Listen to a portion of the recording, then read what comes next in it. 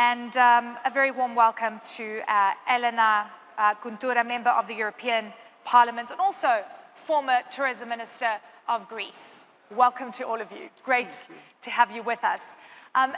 Minister, I'd like to start with you.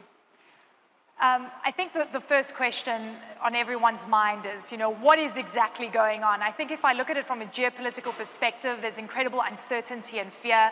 We don't know what that's going to do to our lives. We're worried about inflation. We're worried about costs. But then again, we've come out of an unprecedented reality of COVID. How would you describe what you're seeing right now at an EU level, and what would your definition be of the state of tourism right now? Well, the truth is that people love to travel. And COVID was a huge interruption. 2019, for many countries, was really the top historical records of people traveling and spending. And they never thought about safety in that kind of way. Of course, safety for their family, so they will choose quality. Actually, my country, Greece, is a very beautiful, safe country, and the Polynesian of Europe. Yeah. So 2018 break all the records, and I'm so proud because I used to be a minister at that time with our strategy, and also a very good reputation for Greece. That is a country that can host a lot of different kinds of people, and they enjoy their vacation. But then COVID came and everything changed. So at that time, I was at the European Parliament, and the European Parliament took really very fast decisions. Yeah. And we make resolutions just to help the countries, not only the 27 member states, but measures for safety and the way that people should travel to feel safe and not afraid.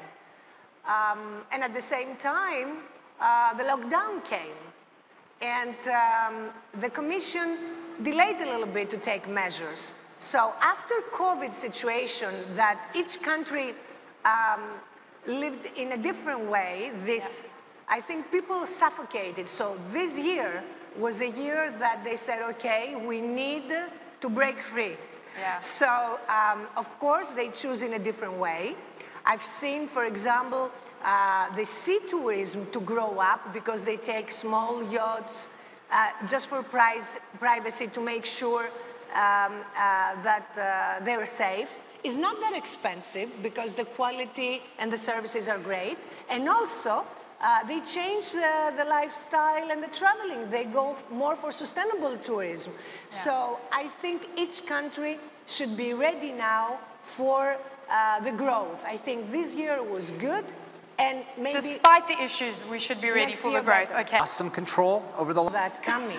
And what we did, we propose and we vote for a new European tourism strategy, because as you know, the 10% of the GDP of Europe is from tourism. So we said we need, first of all, a mechanism, a crisis mechanism, so like pandemic or extreme weather conditions or whatever, the tourism cannot face its country alone. Yeah. So we vote that, and also we insist, and this is the most critical, the workforce, because this year the tourism was going well, but you see the chaos that was happening in the airports. Yeah. And were no, how can I say, expertise, because a lot of people, they left their job during pandemic because it's temporary normally in tourism, or the companies, they had to let them go. And this was a big issue. So we say, listen, the workforce is very important, the people, the service is very important, so they should be paid better. They should have better conditions, and the most important is the SMEs. The SMEs, they suffer a lot, yeah, and they need to survive. And in order to have the transmission as well for green and technology development, we need not to leave anybody behind. So this is very important. And that's a really good point on the SMEs. So I want you to jump in here, because when you were tourism minister in Greece, you were giving us some numbers, and I want you to share that with us, with the audience, that when you joined, I think Greece was experiencing 20 million visitors, right? And then by the time you left, that jumped up to 34 million. Was it as a result of your policies that you were able to implement to be able to expand on the seasons? Well, this was the big target, to make sure that Greece will receive tourists not only the 3 hot months, June, July, August, because of course you cannot receive 34 million in 3 months. So we had to expand. So we did a strategy, 365 days a year, and I work very close with the regions and the private sector. It was very, very important to join forces. And we did it all together because we had value for money, quality, and also we helped a lot of new destinations in Greece to just show what they can offer. And because of the prices that I was listening before, the regions and the locations and the destinations that they will suffer this time because of the energy crisis are the winter destinations, because imagine how much they have to spend just to make sure that the hotels and the family business, they will be warm, the tourists will be satisfied.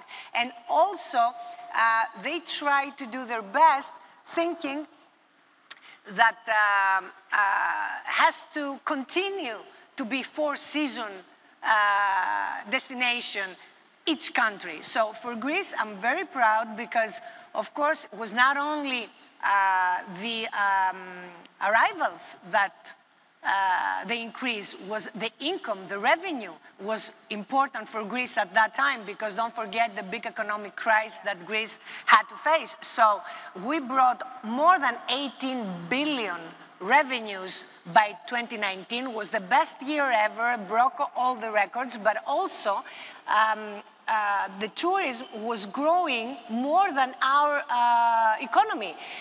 The growth of the economy in Europe 2019 was 2%, Greece growth economy 2%, and the tourism sector 6.7%, which is a huge. Actually, WTTC was the first to acknowledge by Gloria Guevara, that now she's here strong pushing the initiative as GTC for sustainability.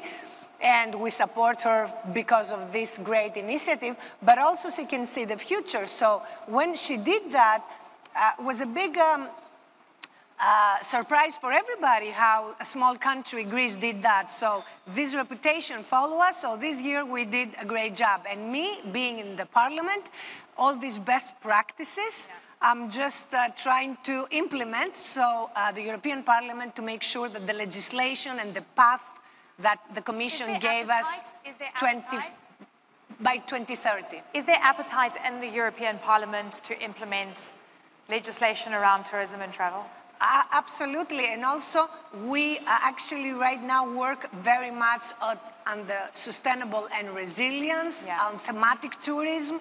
We work a lot of the quality, and also, as I said before, for us it's critical to make sure the workforce will be satisfied and the small, medium businesses, because it's the 90% of the sector. Of course, there are big hotels and luxury, but there is luxury also in small and medium family businesses that they have to survive and they have to have quality. So for the budget, EU, next generation EU, we propose 20% to go to tourism, travel and tourism, because travel is also the transportation. And I'm closing my statement by saying that it's very important to make sure that no one will left behind. It's very important for the progress in this sector to go everywhere, horizontal. Okay, we are going to run slightly over time, but I want to get closing statements from you. Tourism is the driving force for all the other sectors. Restaurants, entertainment, supply chain, everything. So now we know how to travel. We have safety protocols. This year was a very good year. I think next year is going to be even better. People would love to travel. If they join forces, the public sector and the private sector, they can also have value for money, prices, and quality. People want to travel in a different way. They want to have experiences, but also they want to travel with safety. I know that the health infrastructure for many countries went up, so people feel not afraid anymore. And I think that the years to come, tourism will come back. And also don't forget about the people that they learn now to work and travel, the tourist nomads. So they go in places that they love to spend time and work at the same time. Such a place is my country, also Greece. Yeah, it's a good, hot destination for that. Thank you very much for your time. Thank you very much for your insights. I hope when we meet again next year, I hope, Clayton, that all your predictions are exactly the way that you've set them out. Thank you very much to my panelists. A round of applause, please, ladies and gentlemen. Thank you.